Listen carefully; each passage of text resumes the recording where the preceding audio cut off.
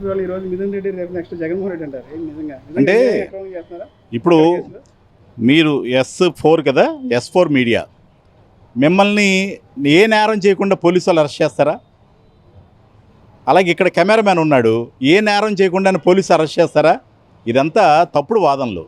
అంటే ఎప్పుడు కూడా ఎలా ఉంటుందంటే అండి, తప్పు అంటే పోలీసు వాళ్ళు అరెస్ట్ చేస్తుంటే ఎవరైనా సరే నేను తప్పు చేయలేదు అని అంటాడు. అది తప్పు చేస్తారా లేదా అనేది విచారణలో తేలుతుంది, కోర్టు నిర్ణయం చేస్తుంది.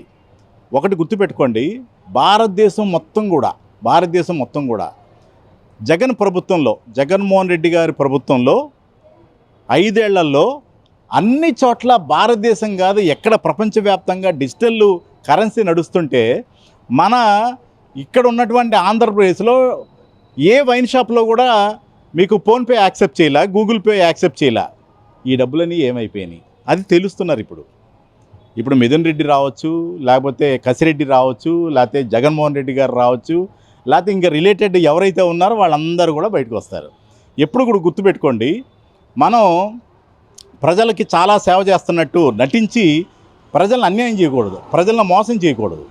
ఆ మోసం ఎప్పుడైతే నువ్వు చేసావో ఎప్పుడు భగవంతుడి శిక్ష అనేది ఎప్పుడు ఉంటుంది. మనం ఏం చేస్తున్నామంటే ఏదో ఇలాగా తిన్న మెతుకులు ఇలా ఇదిల్చి ఈ చేత్తో దోచేస్తున్నాం. అది ఇప్పుడు బయటపడుతుంది. ఎందుకంటే మీరు ఒకటే గుర్తుపెట్టుకోండి, నేను జగన్మోహన్ రెడ్డి గారి పార్టీలో వైఎస్ఆర్ కాంగ్రెస్ పార్టీలో ఉన్నా, నేను కూడా చాలా విసిగి చెందా.